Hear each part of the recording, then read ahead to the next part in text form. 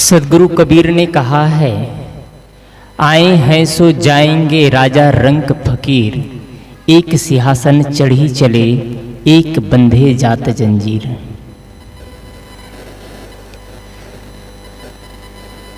कुछ वर्ष पहले यहाँ कुछ लोगों की उपस्थिति रही, अब उनकी उपस्थिति सदा सदा के लिए विलुप्त हो गई। लेकिन रह क्या गया? सदगुरु कबीर साहब कहते हैं कि आए हैं सो जाएंगे। इस दुनिया में जो भी आए हैं सबको जाना है। हम भी बैठे हैं, आप सब बैठे हैं, सब चले जाएंगे। राजा हो, रंक हो, फकीर हो, सब चले जाएंगे। लेकिन अंतर इतना रह जाता है कि कोई सिंहासन में चढ़ करके जाता है तो कोई जंजीर में बंद करके जाता है। सिंहासन और जंजीर क्या है? आदमी जाता है इस दुनिया से तो अपने साथ क्या लेकर के जाता है? आखिर सिंहासन और जंजीर। इस दुनिया में जब कोई आदमी जाता है तो कोई आदमी को जंजीर से बांध करके नहीं ले जाया जाता है, लेकिन सदगुरु कहते हैं कि जंजीर में बंद करके जाता है आदमी। और शायद हम अपने से पूछे ना तो हम सब के सब भी जंजीर में बंधने की तैयारी कर रहे हैं और जंजीर से बंधे हैं और वही जंजीर में तक जगड़ते जा रहे हैं, क्योंकि हम सिंहासन की तैयारी ही नहीं कर रहे हैं। जो आदमी सिंहासन में चढ़ के जाना चाहेगा, क्या उनको जंजीर पसंद होगा? जो आदमी सिंहासन में चढ़ के जाना चाहेगा वो क्या किसी से राग करेगा, किसी से द्वेष करेगा, किसी से कलह करेगा? क्या भाई और भाई से लड़ेगा, देरान और जेठान से लड़ेगा, पिता और पुत्र से लड़ेगा, सास और बहू से लड़ेगा? जो आदमी जंजीर में बंद करके जाते हैं उसके लिए चीज है, लेकिन जो सिंहासन में चढ़ करके जाना चाहता है उनको हर व्यक्ति को अपनी तैयारी करना चाहिए। हम सबको भी तैयारी करना चाहिए। एक छोटी सी नन्ही सी प्यारी सी मुन्नी सी जिंदगी है और इस जिंदगी में आज हम सावधान नहीं हुए, आज हम अपने जंजीर को काटने का काम नहीं किए तो हमेशा हमेशा के लिए बंधे रह जाएंगे हम। आज अवसर मिला है, जंजीर कहाँ से कटेगा? मुझे एक बात याद है, हंसी आती है कभी कभी सुनता हूं तो।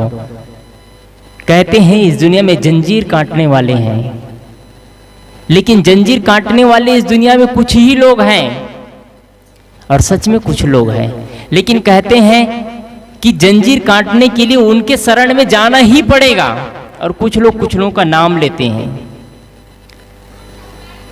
मेरी बात होती है तो कहता हूं आपकी मान्यता गलत है। आपको दूसरे शब्दों में कहूं तो मुक्ति या मोक्ष, यदि मुक्ति और मोक्ष पाना चाहते हैं तो आपको उसके शरण में जाना ही पड़ेगा। उसके शरण के अलावा दूसरे के शरण में मुक्ति और मोक्ष नहीं मिल सकता।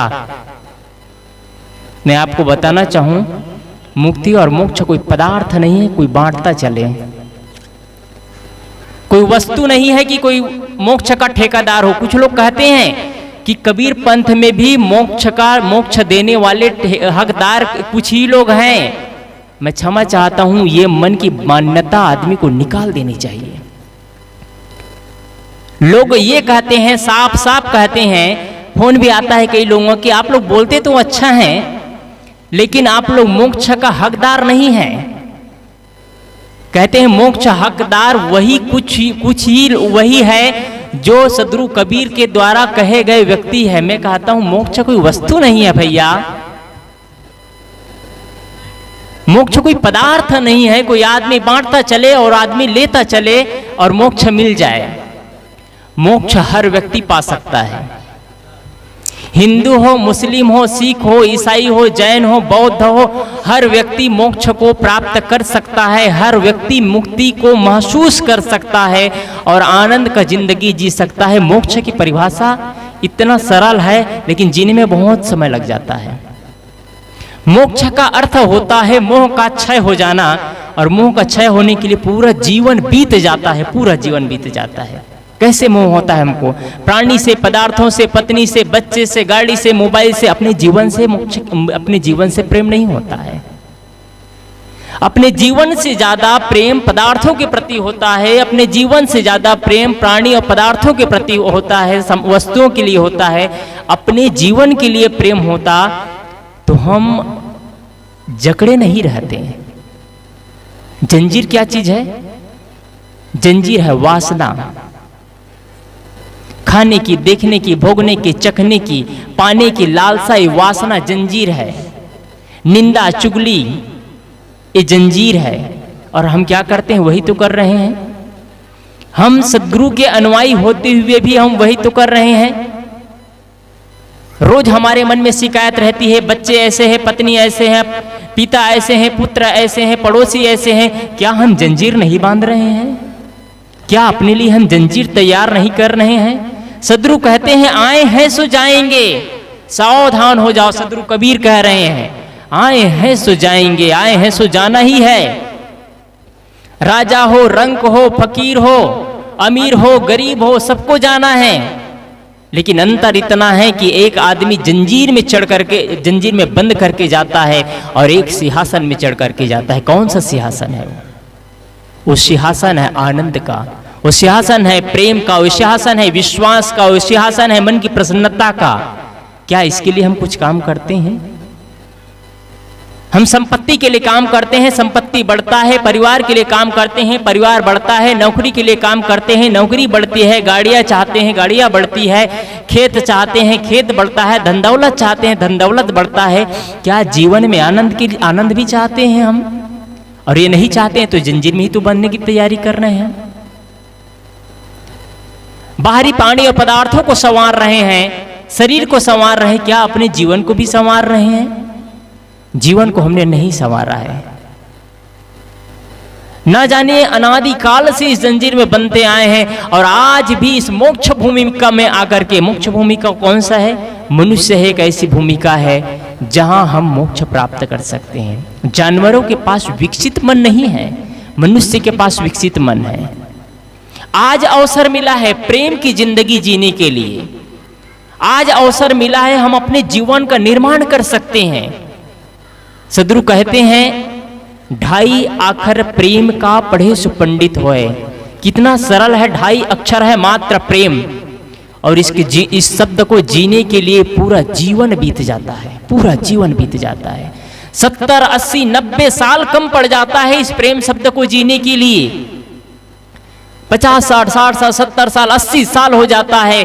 लेकिन प्रेम क्या चीज होता है, प्रेम शब्द कैसे होता है, जीवन में आचरित ही नहीं हो पाता है। जब देखो तब आदमी के मन में वैर भाव रहता है। जब देखो तब एक दूसरे के लिए शिकायत भरी जिंदगी जीते हैं हम। जब देखो तब बच्चे के लिए शिकायत, पत्नी के लिए शिकायत, बहू के लिए शिकायत, सासू के लिए शिकायत, पड़ोसी के लिए शिकायत। क्या जीवन में जंजीर नहीं बांध रहे हैं हम? कितना जंजीर बांध लेंगे?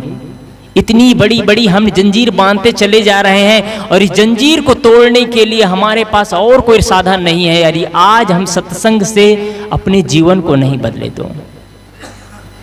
मैंने बीच में कहा कुछ लोगों के मन में भ्रांतियां होती है। आप सबसे निवेदन है कि कोई यदि कहते हैं कि मोक्ष यहाँ जाने से मिलेगा, मोक्ष वहां जाने से मिलेगा, मोक्ष इस गुरु से मिलेगा, मोक्ष उस गुरु से मिलेगा, तो मैं कहता हूं वो मोक्ष नहीं, वो कर्मकांडी है। क्षमा चाहता हूं मैं। यदि कोई कहते हैं, मैं कह दूं कि मोक्ष सिर्फ हमारे गुरु जी से मिलेगा, तो मैं भी कर्मकांडी ही हूं। और कड़वे शब्द में कहूं तो पाखंड कहलाता है इसको।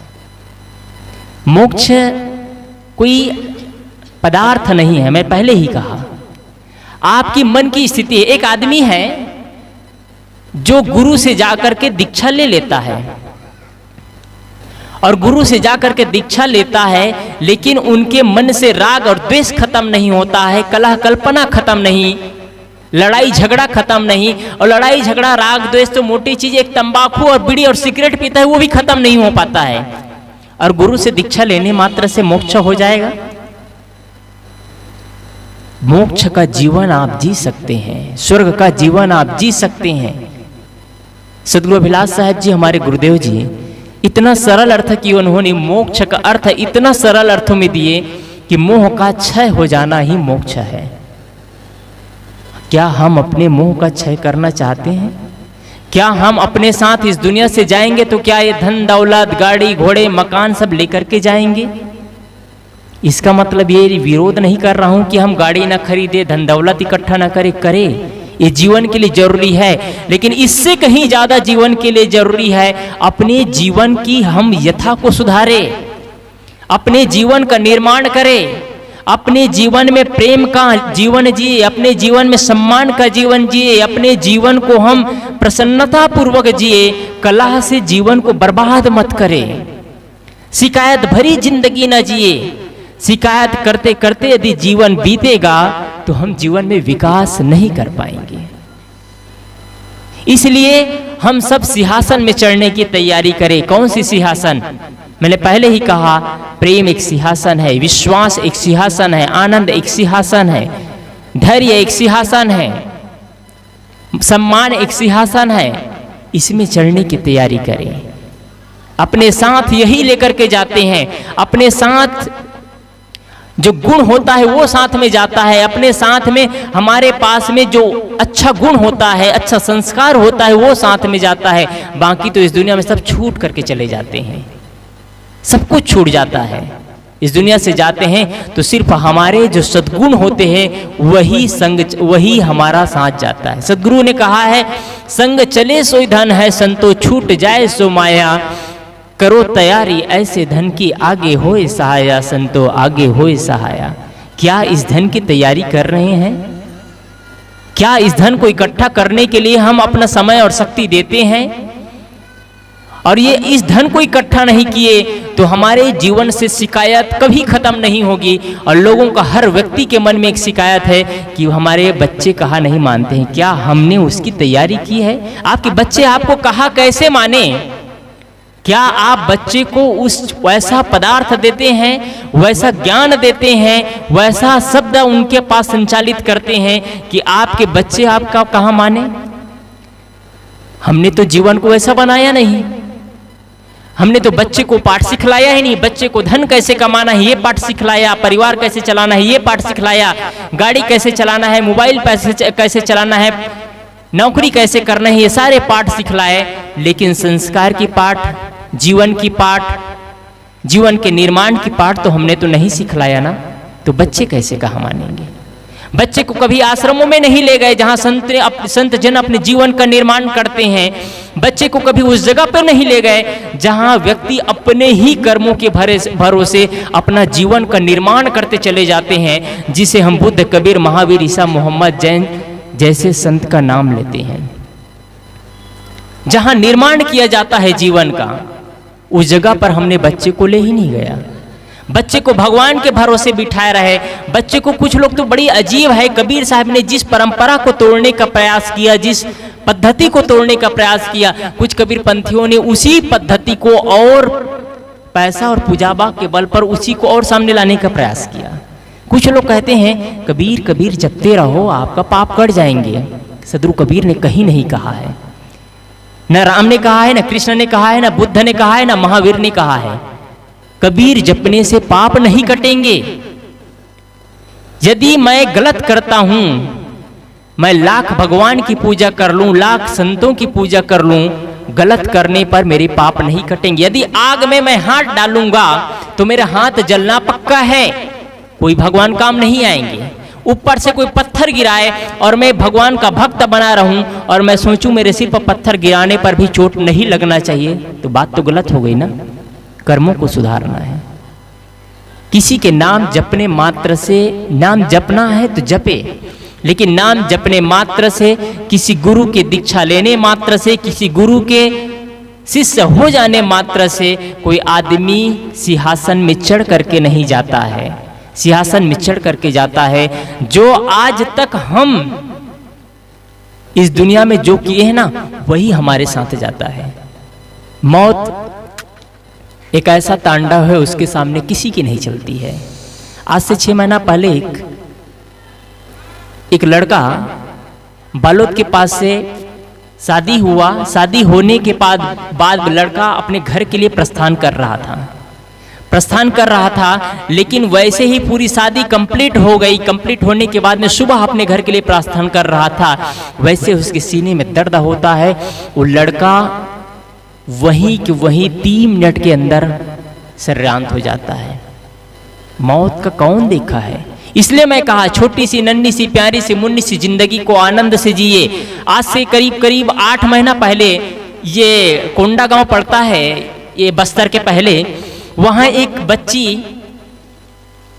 अपने रोड पे आ रही थी और रोड पे आ रही थी, उसको एक ट्रक ने टक्कर मारी और ट्रक मारते ही हॉट स्पॉट वहां पर मात्र 2 मिनट का 30 सेकंड के अंदर उस लड़की के शरीर का चिथड़ा उड़ गया। कौन जानता है मौत को? मौत को कोई नहीं जानता। इसलिए आज अवसर मिला है, आज ये सुंदर तन मिला है, आज ये सुंदर जीवन मिला है, आज हमको सुंदर अवसर मिला है, समाज का निर्माण कर सकते हैं, अपना विकास कर सकते हैं। आज अवसर मिला है, माँ बाप की सेवा कर सकते हैं। आज अवसर मिला है, अपने बच्चे को सही ज्ञान दे सकते हैं। आज अवसर मिला है, बड़ों को सम्मान कर सकते हैं। यदि छल और छद्म करके जीवन को बर्बाद किए तो हासिल आया कुछ नहीं, जंजीर में बस बंद करके जाना होगा। यदि आज हमने जीवन को प्रेम से जिया है, प्रेम से जीवन को सींचा है, सम्मान से, आत्मसम्मान से जिया है, तो जब भी जहां भी जाएंगे लोग हमारा सम्मान करेंगे, जहां भी रहेंगे आनंद और मुस्कुरा करके जिएंगे। और सही ढंग से नहीं जिया, द्वेष और शिकायत करके जीवन को बर्बाद कर दिया, तो हमारे साथ में क्या जाएगा? इसलिए आप सबसे निवेदन है कि ये प्यारी सी नन्ही सी जिंदगी है, इसमें शिकायत मत रखिए। भगवान के भरोसे बच्चे को मत बिठाइए, आप सबसे निवेदन कर रहा हूं। परमात्मा के भरोसे बच्चे को मत बिठाइए, कर्मों के भरोसे बच्चे को बिठाइए। भगवान और परमात्मा के भरोसे से जीवन नहीं बदलता है, बदलता है अपने कर्मों को बदलने से, बदलता है वैचारिक क्रांति करने से, बदलता है विचारों को बदलने से। पूजा और पाठ से कुछ देर के लिए मन में शांति मिल सकती है, लेकिन अंततः शांति का स्रोत वहां नहीं है। शांति का स्रोत आपके पास है। आप अपने कर्मों को बदलते हैं, आप अपने जीवन का छानबीन करते हैं, आपके ही अंदर सुख और शांति का स्रोत है, महसूस होता है।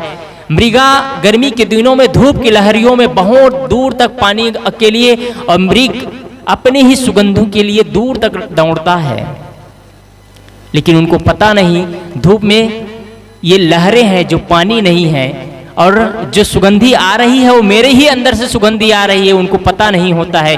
वैसे ही आदमी आत्मा और परमात्मा के चक्कर में जीवन अपना बर्बाद करता है, बाहर ढूंढता है। सदगुरु कबीर ने कहा है, तेरा साईं तुझ में जाग सके तो जाग, जो तिलमा ही तेल है, जो चकमक में आग, तेरा साईं तुझ में जाग सके तो जाग।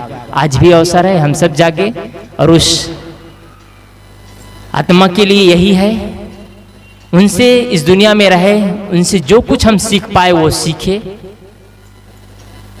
हमारे साथ वही जाएगा, और हम ऐसा कर्म न करें कि हमारे जाने के बाद लोग उसकी निंदा करें, हमारे जाने के बाद लोग उसकी प्रशंसा करें। ऐसे ही कर्म करें तो हमारा उत्थान होगा। इसी के साथ मैं अपनी वाणी को विराम देता हूँ। बोलिए सद्गुरुदेव की जय। अभी हम सब हमारे साथी अनिल साहब के द्वारा कुछ विचार श्रवण किए।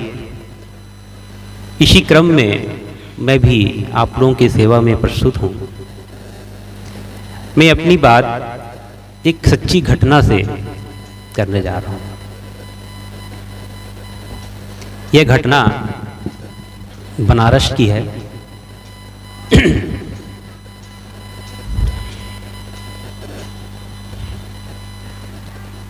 दो भाई थे।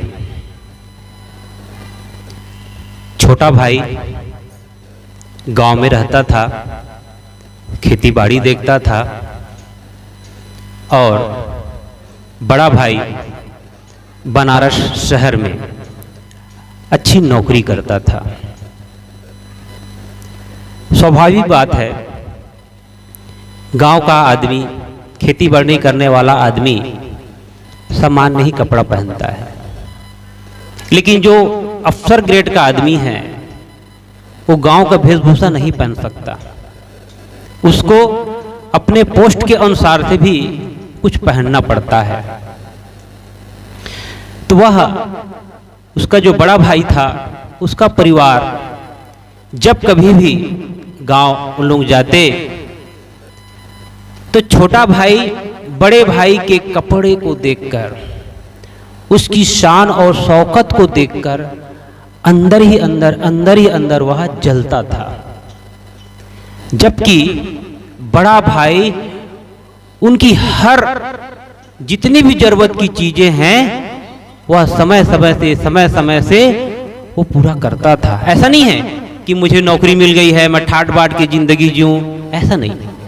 भाई है, उसके पत्नी है, उसके बच्चे हैं, उन सबके प्रति उनको अपनत्व का भाव था और अपनत्व के भाव से वह उनकी सेवा किया करता था।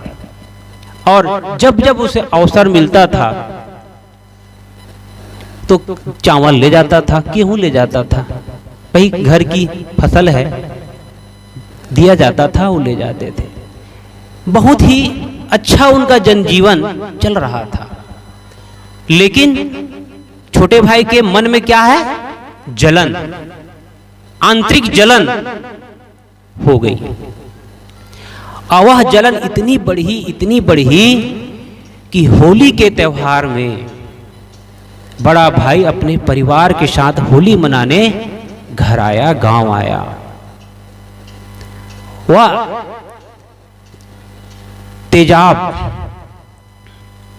तेजाब को किसी रंग में घोलकर अपने भाई के चेहरे पर डाल दिया। आनन फानन में उसे हॉस्पिटल ले जाया गया। पूरी तरह से वह जल गए, किसी तरह से उनके प्राण बचे। 2 साल तक वो व्यक्ति कोमा में रहा, 2 साल तक के। 2 साल के बाद जब वो कोमा से उठा, मेरे प्राण बच गए, वाह, सोचा कि चलो मेरी जिंदगी बच गई है, मैं अपने भाई अपने गुरुदेव के पास जाऊं। उनके गुरुदेव थे हमारे सतगुरु स्वरूपलिंग सतगुरु श्री अभिलाष साहब। मैं उनकी सेवा में था।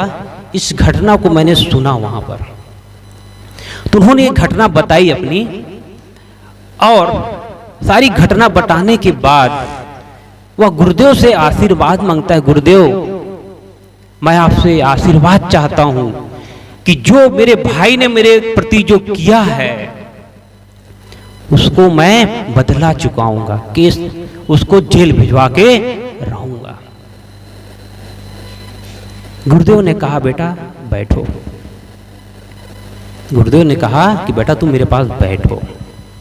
उसको अपने पास बैठाए, अब बड़ा प्रेम से कहे, देखो बेटा, 2 साल तक के तुम कोमा में थे, तुम्हारी पत्नी, तुम्हारे बच्चे तुम्हारे लिए पता नहीं कहां से कर्ज ले लेकर तुम्हें दवा पानी हॉस्पिटल का बिल उन्होंने पेड किया। कितने कर्जे होंगे आपके भी, और ऊपर से तुम और कर्जा करना चाहते हो। तुम्हारे भाई ने जो किया सो किया, उसको तो सजा मिलेगी ही। जेल जाने से सजा नहीं मिलती है, एक और सजा होती है अपने कर्मों की।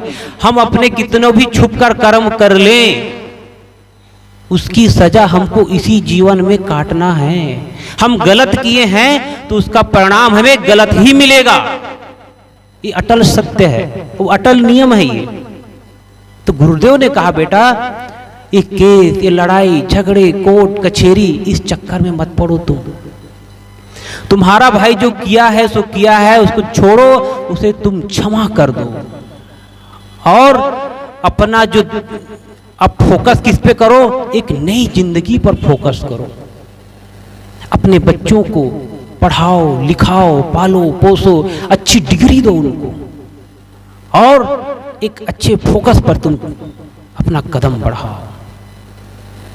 वह व्यक्ति विवेकी था, समझदार था, और गुरु के द्वारा उसे क्या मिला? क्षमा का मंत्र मिला। और वह खुशी से नाचते हुए कहां चला गया? अपने घर। और बढ़िया से वह नौकरी चाकरी में अपना लगाया, उसके बच्चे बड़े हुए, धंधा पानी में लगाया, और वह व्यक्ति धन धान से संपूर्ण हो गया। उसके पश्चात उसकी एक पोती हुई और पोती का उन्होंने नाम रखा क्षमा। क्या नाम रखा? क्षमा। थोड़ा साइड हो जाइए आप लोग, गुरुदेव जी आ रहे हैं।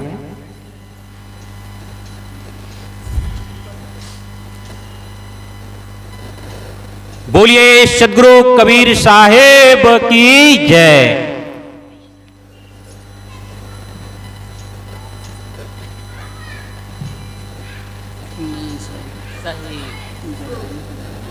साहेब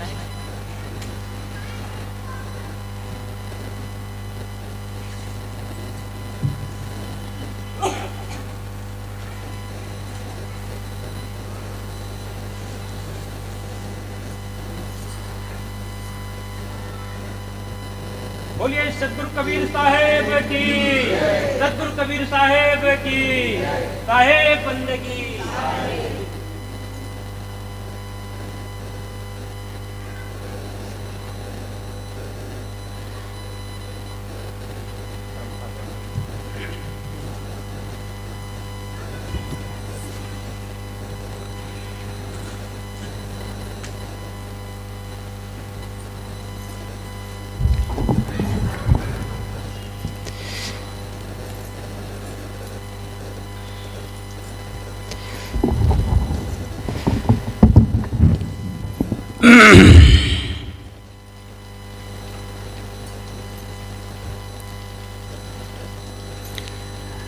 बोलिए सदगुरु कबीर साहेब की जय।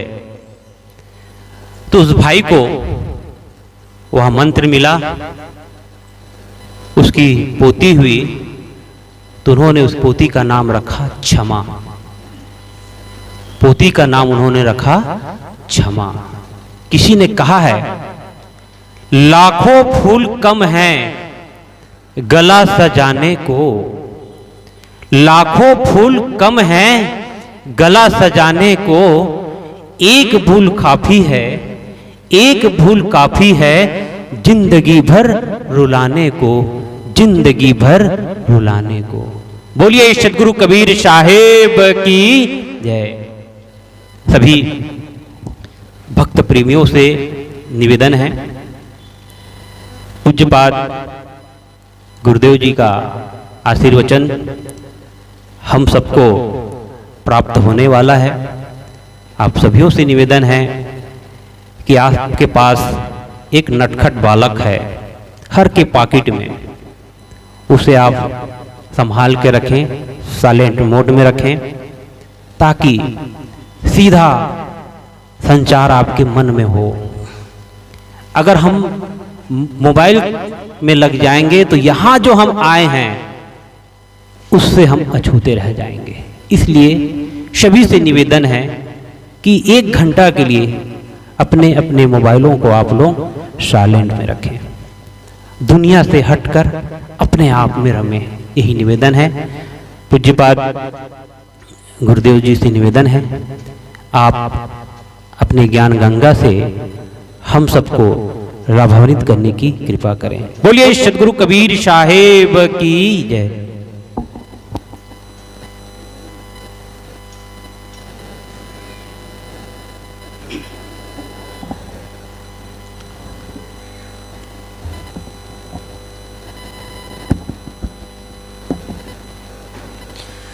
बोलिए सदगुरु कबीर साहेब की जय।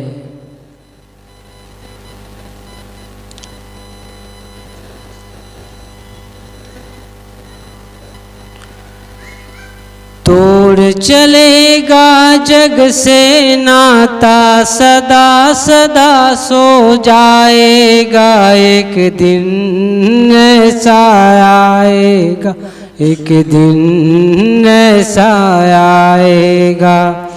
तोड़ चलेगा जग से नाता, सदा सदा सो जाएगा, एक दिन ऐसा आएगा, एक दिन ऐसा आएगा।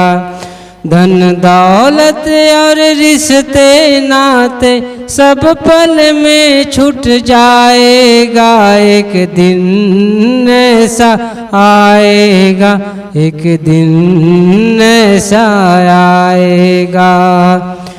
जिसको तू अपना कहता है ये न तेरे अपने हैं, तू राही है जीवन पथ का ये सब सारे सपने हैं।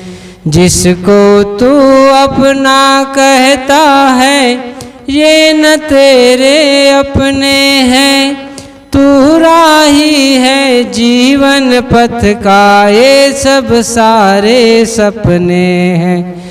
टूटेगा जब सपना तेरा, टूटेगा जब सपना तेरा, सब अपना खो जाएगा, एक दिन ऐसा आएगा, एक दिन ऐसा आएगा।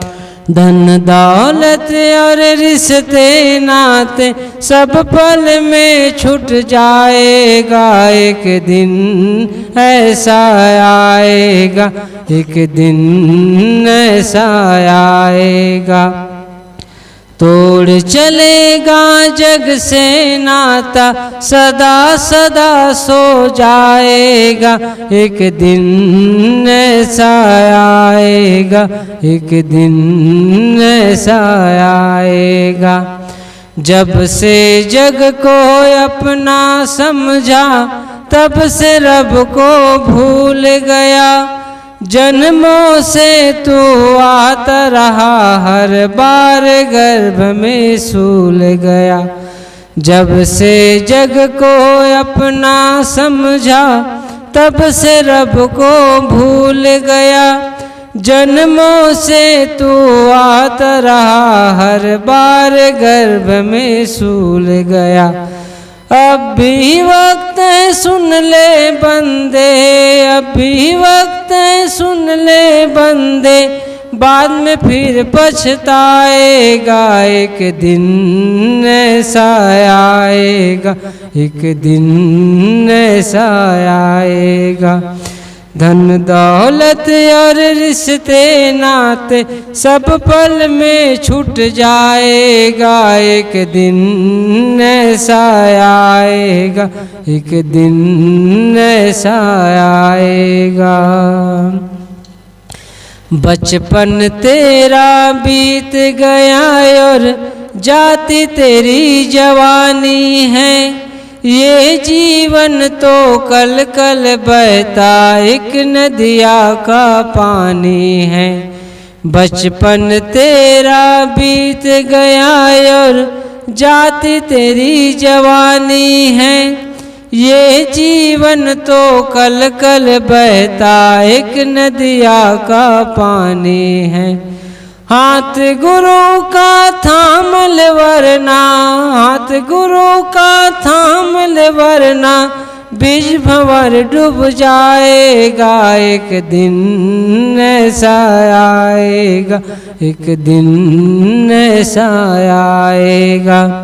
धन दौलत और रिश्ते नाते सब पल में छूट जाएगा, एक दिन ऐसा आएगा, एक दिन ऐसा आएगा। तोड़ चलेगा जग से नाता सदा सदा सो जाएगा, एक दिन ऐसा आएगा, एक दिन ऐसा आएगा। बह जाएगा लख 84 जिसने गुरु को पाया है, बड़भागी है गुरु संग जिसने जीवन सफल बनाया है। बह जाएगा लख 84 जिसने गुरु को पाया है, बड़भागी है गुरु संग जिसने जीवन सफल बनाया है।